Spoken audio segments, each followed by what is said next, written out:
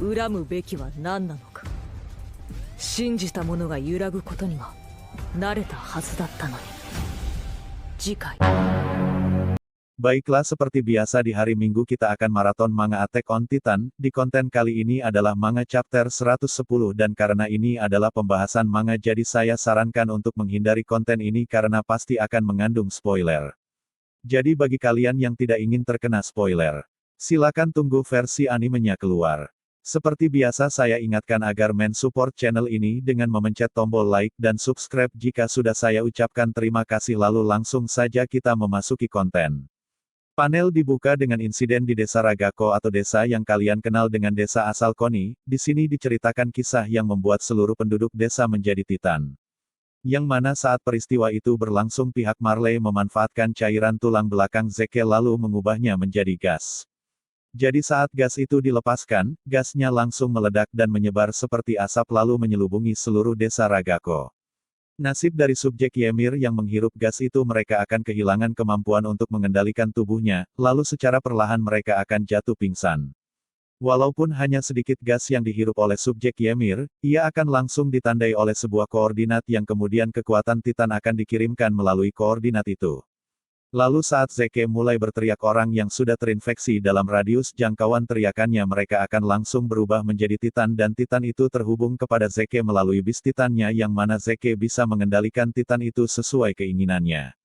Lalu fakta sebenarnya Zeke tak tega harus meracuni subjek Ymir yang seharusnya ia lindungi dan kini mereka harus mati karena Zeke. Jadi atas perintah Marley, Zeke harus meracuni penduduk desa Ragako agar ia tidak dicurigai sebagai pengkhianat yang masih loyal pada Eldia.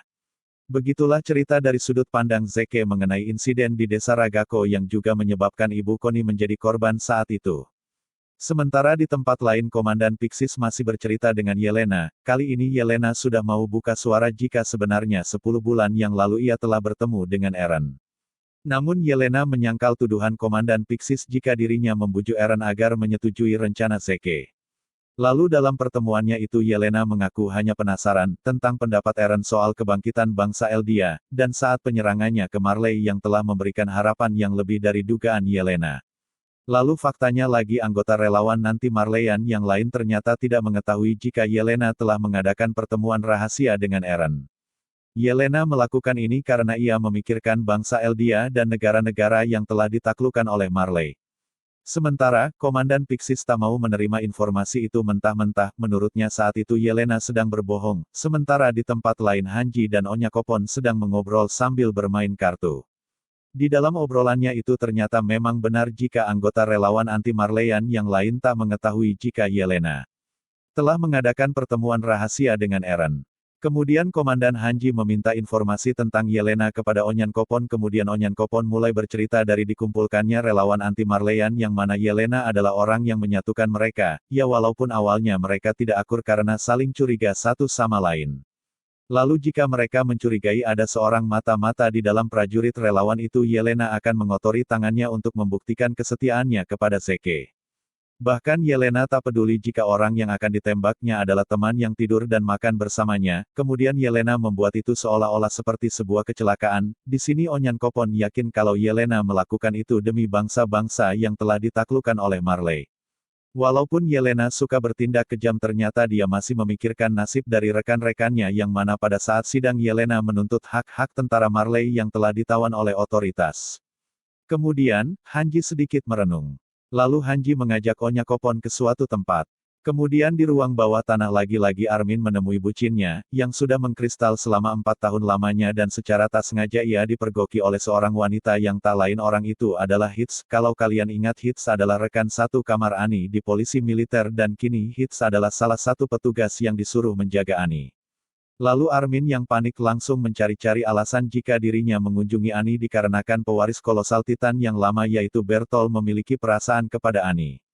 Jadi kini kenangan itu diwariskan kepada Armin, padahal sebenarnya Armin memang suka kepada Ani tapi Armin kembali menyangkalnya karena Armin ingin mencari informasi penting dari Ani dan bukan mencari sesuatu yang lain.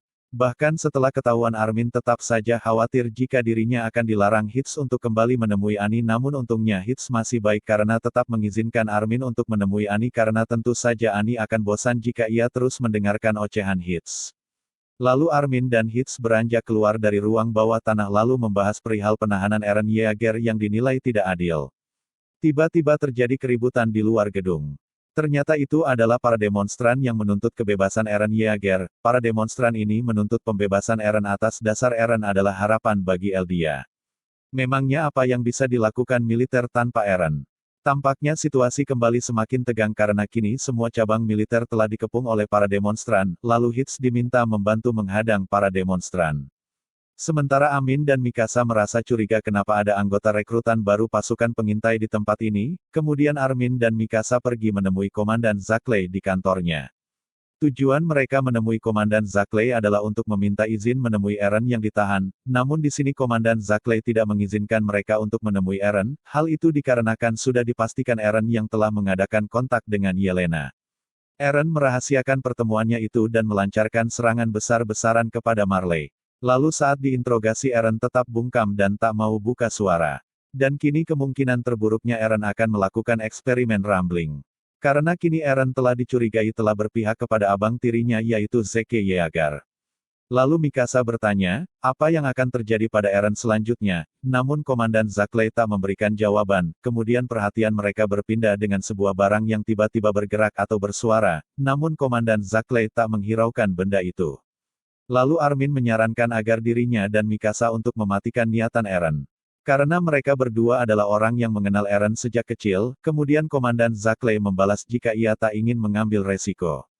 Lalu sesi diskusi pun berakhir.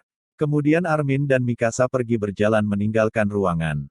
Kemudian saat mereka berjalan menjauh terlihat ada 3 orang anggota rekrutan baru yang memasuki ruangan Komandan Zakley, kemudian Mikasa menaruh curiga jika ketiga orang itu adalah calon yang akan mewarisi kekuatan Titan Eren, lalu Mikasa ngotot ingin menguping pembicaraan mereka, namun untungnya Mikasa masih ditahan oleh Armin. Karena Armin takut jika itu akan melanggar kode etik militer, kemudian tak lama setelah 3 orang tadi masuk, tiba-tiba saja sebuah ledakan besar terjadi dari arah ruangan Komandan Zakley. Lalu setengah tubuh Komandan Zakley meledak dari dalam ruangan ke arah depan gerbang, dan jasadnya itu disaksikan oleh para masyarakat dan polisi militer, sementara di sisi lain Armin dan Mikasa berhasil selamat. Dan jika saja Armin tak menahan Mikasa, pasti Mikasa sudah menyusul Sasha di surga. Sementara di luar gerbang massa semakin menjadi-jadi, dan keributan semakin membesar. Lalu mereka melakukan rapat perihal siapa pelaku pengeboman.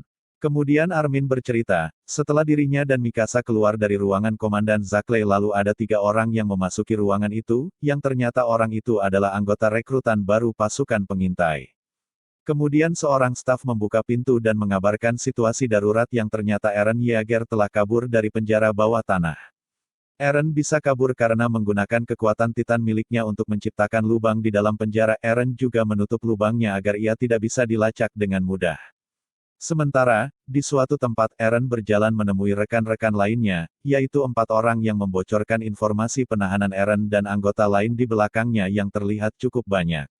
Bahkan masih ada beberapa anggota yang bersembunyi di dalam militer, sementara mereka berempat bisa bebas karena ada penjaga yang membebaskan mereka. Dan kini pasukan pemberontak alias fraksi Yeager mulai menampakkan dirinya, lalu Eren memakai jubahnya seperti yang kita lihat di dalam trailernya dan tujuan dari mereka kini hanya sebatas mencari tahu lokasi dari Zeke Yeager. Di panel lain diperlihatkan pasukan militer yang terus-terusan lalu lalang dan terlihat seorang mata-mata yang dikirim oleh Marley, yang tak lain kalian sudah mengenalnya jika dia adalah Peach. Tampaknya dalam waktu dekat pihak Marley akan mengirimkan serangan mendadak pada Pulau Paradise, dengan dikirimkan Peach ini hanya langkah awal dari serangan yang akan dilakukan oleh militer Marley. Manga chapter 110 pun berakhir di panel ini. Jadi begitulah kurang lebih manga chapter 110 lalu di episode 12 nanti pasti akan diadaptasi dari manga chapter 110 ini, jadi segitu saja dari konten ini, saya ucapkan terima kasih bagi kalian yang sudah like dan subscribe. Saya akhiri sampai jumpa di konten selanjutnya.